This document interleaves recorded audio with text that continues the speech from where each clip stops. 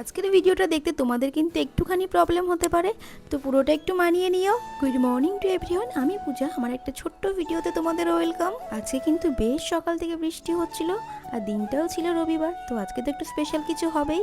বেশ ফাঁকিবাজি করেই সকালটা কাটিয়ে দিয়েছি। ফাঁকিবাজি মারলে কি হবে বলো, সেই তো রাত্রেবেলা গিয়ে সবই করতে হয়েছে। সকালে রান্না আমার শাশুড়ি মাই করেছিলেন, তারপরে দুপুরে গিয়ে আর কোনো রান্না হয়নি। আজকে সকালে সারাদিন কোনো ভিডিও তোমাদের সাথে শেয়ার করতে পারলাম না, পুরো রাত্রিবেলায় চলে আসলাম। আর আমার তো তারপরে রাত্রিবেলায় গিয়ে আর কোনো কিছুই খেতে ইচ্ছে করছিল না, তো সৌরভকে বলার পর ও কিছুটা চিকেন এখানে নিয়ে এসেছিল। চিকেন আনার সাথে সাথেই আমি চিকেনে যেগুলো লাগবে সেগুলো আমি সব কেটে বেছে ধুয়ে নিয়েছি। আমার মাঝে মাঝে রান্না করতে ইচ্ছে না করলেও আমি কিন্তু রান্নাটা করতে বেশ ভালোবাসি। আর আজকে চিকেনটা একটু অন্যরকম করেই রান্না করবো, যেহেতু আজকে ওয়েদারটা ভীষণ ভালো, বাইরে খুব বৃষ্টিও হচ্ছে।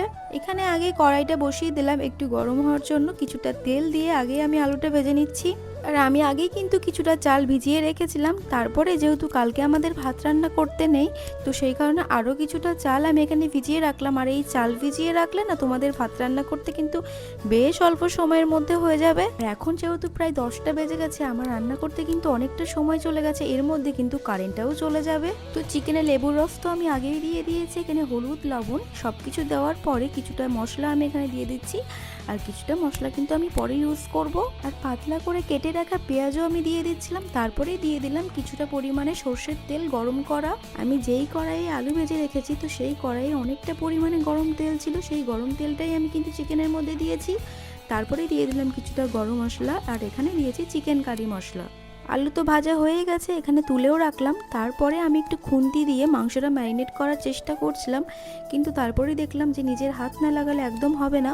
এই যে তোমরা দেখতে পাচ্ছ আমি হাত দিয়ে মাংসটা ম্যারিনেট করছি, এরপরে কিন্তু আমাকে অনেকক্ষণ জ্বালা সহ্য করতে হবে। আর আমি দেখেছি হাত দিয়ে না মাখিয়ে রাখলে কিন্তু একদম ভালো টেস্ট হয় না। এখন আমি কড়াইয়ের মধ্যে দিয়ে দিয়েছিলাম কিছু গোটা মশলা, তারপরে দিয়েছিলাম কিছুটা পেঁয়াজ। কারেন্ট চলে গেছে মোটামুটি 5 মিনিট হয়ে গেছে, তারপরেই চলে এসেছে সৌরভ দেখতে যে আমি কি করছি রান্নাঘরে। আর কয়েকদিন ধরে যেহেতু কারেন্টের কোনো প্রবলেম ছিল না, তো সেই কারণে আমাদের বাড়ির লাইটগুলো একদমই চার্জে বসানো হয়নি, ওই জন্যই আজকে এতটা প্রবলেম হচ্ছে। আমি ফোনের ফ্ল্যাশ জ্বালিয়ে রান্না করেছি, তারপরে আবার সৌরভ লাইট নিয়ে এসে দিয়েছে আমাকে। আর এখন আমি এই ক্যাপসিকামটা চিকেনের মধ্যে দিয়ে দেবো, আর এই ক্যাপসিকামটা চিকেনের মধ্যে দিলে খেতে ভীষণ ভালো হয়। আর এই চিকেনে ক্যাপসিকামটা দেওয়ার জন্য আজকে গন্ধটা ভীষণ ভালো বেরোচ্ছিল। পেঁয়াজটা ভেজে নেওয়ার পরেই আমি এখানে ক্যাপসিকামগুলো দিয়ে দিয়েছি। কিছুটা মশলা তো আমি রেখেই দিয়েছিলাম, সেই মশলাটা দিয়ে ভালো করে আমি কষিয়ে নিচ্ছি। চিকেনটা তো মোটামুটি অনেকক্ষণ ম্যারিনেট করা ছিল, তো সেই চিকেনটা দিয়ে আমি এখন ভালো করে একটু কষিয়ে নেব।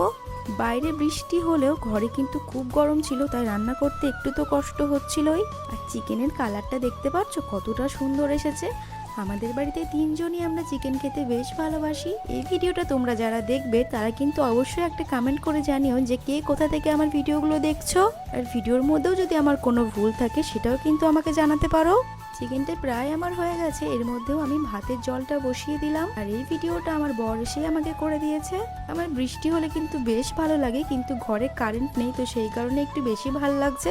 তারপরে আমি একটু বেরিয়েছিলাম ওয়েদারটা দেখার জন্য। প্রথমেই আমি হাতটা একটু বৃষ্টির জলে ভিজিয়ে নিচ্ছিলাম, তারপরে ভাবলাম চলো একটু মুখটাও ভিজিয়ে নিই।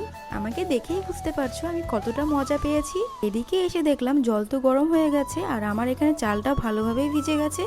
জলে দিয়ে দিলাম চাল, এখন আমি ভাতটা করে নেব। আমি বুঝতে পারছি তোমাদের হয়তো এই ভিডিওটা দেখতে একটুখানি প্রবলেম হচ্ছে, কি করব বলো, যেহেতু ভেবেছিলাম তোমাদের সাথে একটা ভিডিও শেয়ার করব, তো সেই কারণে আর বন্ধ করতে পারলাম না। সন্ধ্যাবেলায় তো চা খেয়েছিলাম, সে চায়ের বাসনগুলোই এখন ছিল, তো সেগুলো ভালো করে ধুয়ে রাখছি, আর জায়গাটাও ভালো করে পরিষ্কার করে মুছে রাখছি। এখন তো আমার এদিকের কাজ হয়ে গেছে, ওই দিকের ভাতটা হলেই হয়ে যাবে। আর আমার যেহেতু ধনিয়া পাতা খেতে ভীষণ ভালো লাগে, আর ফ্রিজে আমার সবসময় ধনিয়া পাতা থাকে, ওখান থেকে কিছুটা বার করে নিয়ে এসে কুচি করে দিয়ে দিলাম চিকেনের মধ্যে। দেখতেই পারছো চিকেনের মধ্যে কতটা তেল ছেড়ে দিয়েছে। আর এদিকে আমি একটু দেখে নিলাম যে আমার ভাতটা কতটা হয়েছে। এই যে আমি ধনিয়া পাতাটা দিলাম, আমার আজকে কিন্তু রান্না করতে বেশ প্রবলেম হচ্ছিল, কিন্তু তারপরেও আমি কন্টিনিউ করে গেছি। সবটা শেয়ার করতে গিয়ে আজকের ভিডিওটা কিন্তু বেশ বড় হয়ে গেছে। এইদিকে আমার শাশুড়ি মা চলে এসেছিল আমাকে একটু লাইট দেখানোর জন্য। এখন কিন্তু সবার বেশ খিদে পেয়ে গেছে, তো সেই কারণে সবাই এসে এসে দেখছে আমি কতটা রান্না করতে পারলাম। চিকেনটা দেখতে কেমন হয়েছে সেটা কিন্তু অবশ্যই একটা কমেন্ট করে জানিও। আজকের ভিডিওটাতে এই পর্যন্তই। ভালো লাগলে অবশ্যই একটা লাইক করে দিও। দেখা হচ্ছে নেক্সট কোনো ভিডিওতে। সবাই ভালো থাকো।